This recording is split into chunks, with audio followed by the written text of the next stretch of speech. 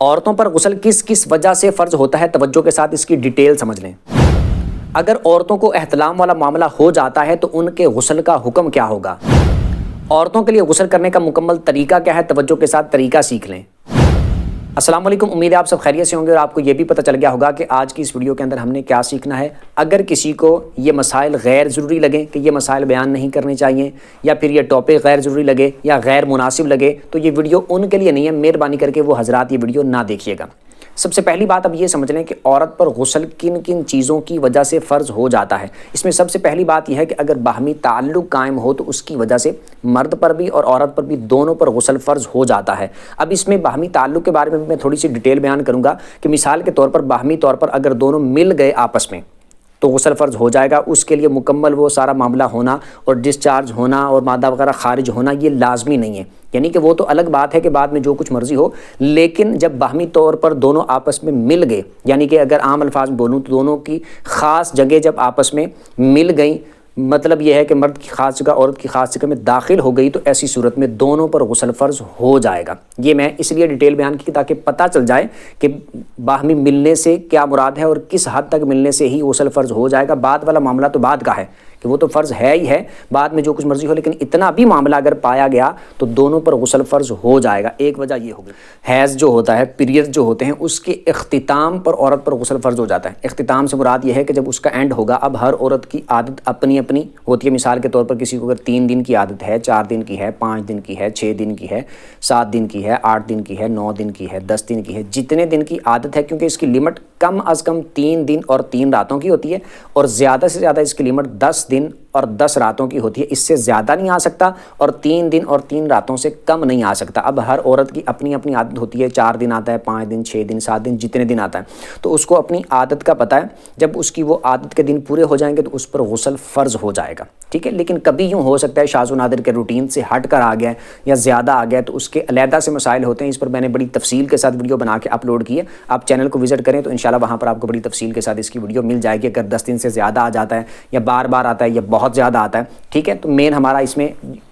Topic جو ہے وہ یہ ہے کہ غسل کس وجہ سے، کس سبب کی وجہ سے فرض ہوگا۔ تو پہلا میں نے بتا دیا سبب، باہمی تعلق کی وجہ سے، اس کی ڈیٹیل بھی بتا دی۔ دوسرا یہ ہے کہ پیریڈ سے فراغت کے بعد، جب پیریڈز کے دن مکمل ہوں گے، اختتام ہوگا، تو عورت پر غسل کرنا فرض ہو جائے گا۔ نفاس والا جو معاملہ ہوتا ہے اس کی وجہ سے بھی غسل فرض ہو جاتا ہے۔ نفاس سے مراد یہ ہوتا ہے کہ بچے کی پیدائش کے بعد جو عورت کو بلیڈنگ ہوتی ہے، خون آتا ہے، تو اس کے ختم ہونے پر عورت پر غسل کرنا فرض ہو جائے گا۔ اس میں بھی ایک بات یہ ہے کہ بعض لوگ اس میں یہ سمجھتے ہوتے ہیں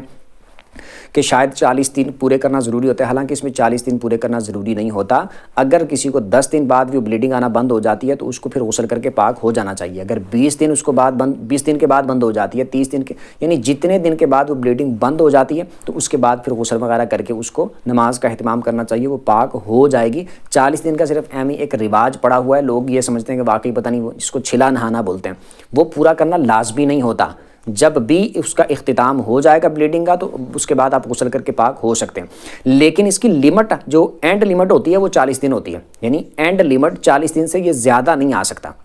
لیکن یہ نیچے کسی بھی وقت بند ہو سکتا ہے۔ 10 دن بعد ہو جائے، 5 دن بعد ہو جائے، 15 دن بعد ہو جائے، 20 دن بعد، 25 دن بعد، 30 دن بعد، تو جتنے دن آئے گا بس وہ اتنے ہی ناپاکی کے دن ہیں، اس کے بعد غسل کر کے پاک ہو جائیں گے۔ تو جیسے ہی پیریڈز کی بلیڈنگ ختم ہو تو غسل فرض ہو جائے گا، اس کی نفاس کی بلیڈنگ ختم ہو تو غسل فرض ہو جائے گا۔ ان 2 اسباب کی وجہ سے غسل عورت پر فرض ہو جاتا ہے، اور ایک باہمی تعلق والا میں نے بتا دیا۔ اس سے آگے چلیں تو احتلام والی جو میں نے بات کی تھی، اب احتلام والا جو معاملہ ہے نا، یہ بعض لوگ یہ سمجھتے ہیں جیسے کہ صرف یہ مردوں کے ساتھ خاص ہے، لیکن عورتوں کو بھی یہ معاملہ پیش آ سکتا ہے، لیکن اس کی تھوڑی سی آپ ڈیٹیل سمجھ لیں۔ ہر ایک عورت کو یہ معاملہ پیش آئے یہ لازمی نہیں ہے۔ بعض عورتیں ایسی ہو سکتی ہیں کہ جن کو یہ معاملہ پیش نہ آتا ہو، لیکن یہ کوئی معاملہ پیش آنا ناممکن یا محال نہیں ہے۔ بعض عورتیں ایسی ہوتی ہوں گی جن کو ایسا معاملہ پیش آتا ہوگا، اور جن کے ساتھ یہ معاملہ پیش آتا ہوگا ان کو بخوبی اس کا پتہ ہوگا۔ تو اس میں آپ یہ بات یاد رکھیں کہ چونکہ احتلام والا معاملہ یہ ہوتا ہے کہ سوتے ہوئے اگر اس طرح مادہ خارج ہوتا ہے تو اس کی وجہ سے غسل فرض ہو جاتا ہے، تو مردوں کے ساتھ تو یہ معاملہ ہوتا ہی ہوتا ہے۔ اب کسی عورت کے ساتھ بھی اگر یہ معاملہ پیش آ جاتا ہے، مثال کے طور پر صبح اٹھی اور اس نے کپڑوں پر یا بدن پر اس طرح کسی چیز کے نشان دیکھے، اور وہ یعنی احتلام والا معاملہ اس کو رات کو پیش آ گیا، تو اس پر غسل فرض ہو جائے گا، یہ بات یاد رکھنی ہے۔ لیکن اس میں لکوریا والا پہلو بھی ایک ہو سکتا ہے، اس کی ڈیٹیل بھی آپ سمجھ لیں۔ مثال کے طور پر کوئی عورت ایسی ہے، اس کو لکوریا والا معاملہ روٹین میں پیش آتا ہے، یعنی وہ جاگتے ہوئے بھی ویسے بھی اٹھتے بیٹھتے چلتے، لیکوریا والا معاملہ جو وائٹ کلر کا اس طرح پانی خارج ہوتا ہے وہ والا معاملہ اس کو پیش آتا رہتا ہے، تو پھر اس صورت میں اس میں تھوڑا سا مناسب یہ ہوگا کہ مثال کے طور پر اگر اس کو روٹین میں ڈیلی میں ایسا معاملہ پیش آتا ہے اور لیکوریا والا معاملہ ہوتا رہتا ہے، تو اس کی میں نے ڈیٹیل علیحدہ سے بیان کی تھی کہ لیکوریا جو بالکل وائٹ کلر کا ہوتا ہے وہ ناپاک نہیں ہوتا، اور اس کے خارج ہونے کی وجہ سے، نکلنے کی وجہ سے غسل فرض بھی نہیں ہوتا۔ تو اگر کسی کو بہت زیادہ روٹین کے ساتھ یہ والا لیکوریا والا معاملہ ہو اور اس کو پتہ ہے کہ رات میں بھی ایسا معاملہ بن جاتا ہے، تو پھر اس پر غسل فرض نہیں ہوگا، لیکن پھر بھی اس میں یہ احتیاط کی جائے کہ اگر اس کو یہ لیکوریا والا معاملہ پیش تو آتا ہے لیکن رات میں اگر ایسا معاملہ بن گیا تو اس میں احتمال پھر بھی موجود ہے کہ کہیں وہ احتلام والا معاملہ نہ پیش آیا ہو، ٹھیک ہے۔ لیکن اگر کسی کو بہت زیادہ اس کا ایشو ہو،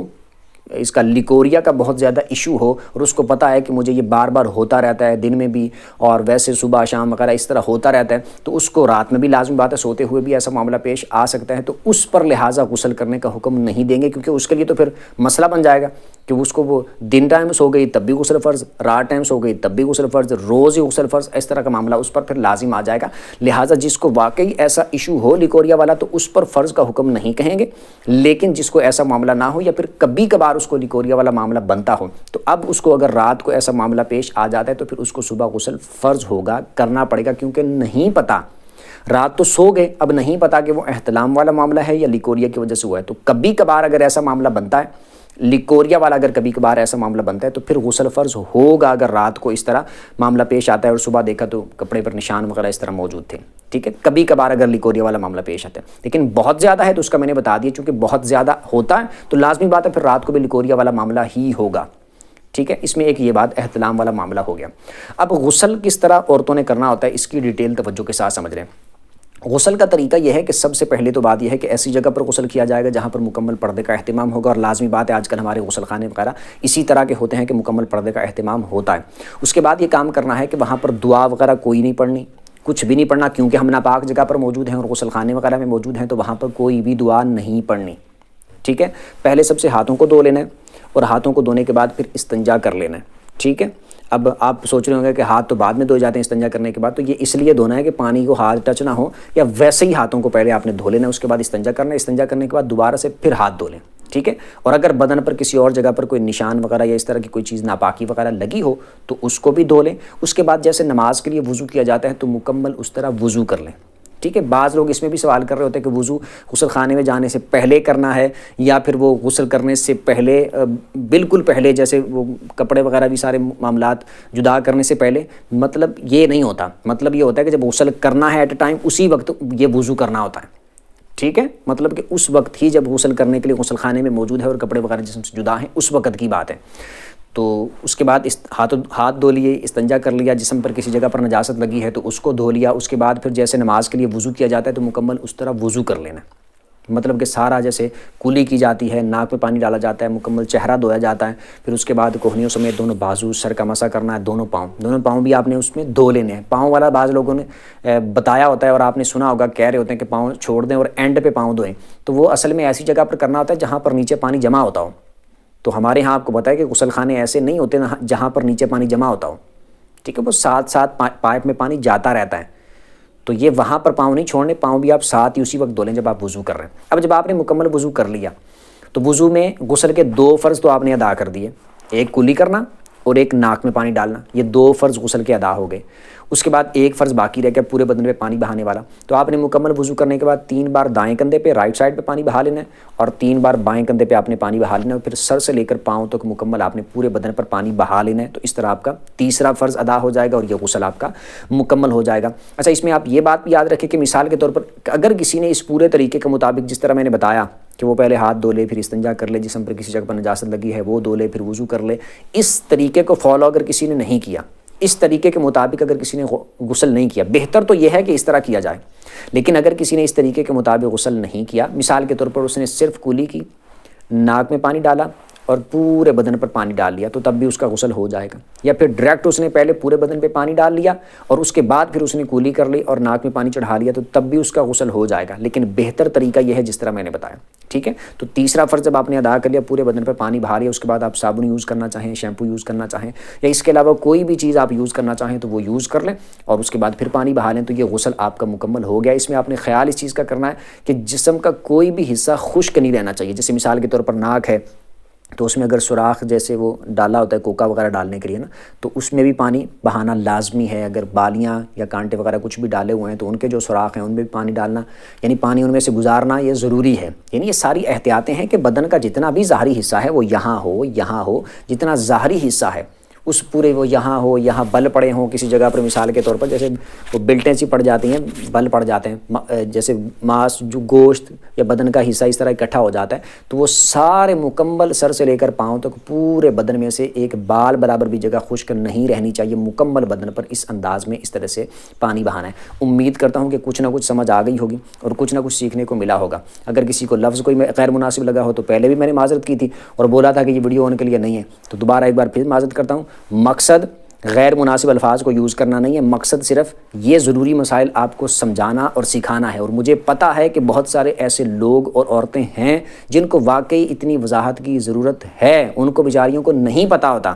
ٹھیک ہے. باقی پھر بھی اگر میں اس میں سے آپ کی کوئی کنفیوژن رہ گئی ہو، کوئی سوال رہ گیا ہو تو آپ کمنٹ پہ اپنا سوال پوچھ سکتے ہیں. ویڈیو جس کو اچھی لگی ہو ویڈیو کو لائک کر دیں، چینل کو سبسکرائب کر دیں، بیل آئیکن پر پریس کر دیں تاکہ جو بھی دینی مسائل پر ویڈیو اپلوڈ اس کا نوٹیفیکیشن آپ کو مل جایا کرے. اگلی ویڈیو تک کے لیے اجازت دیجیے. اللہ حافظ.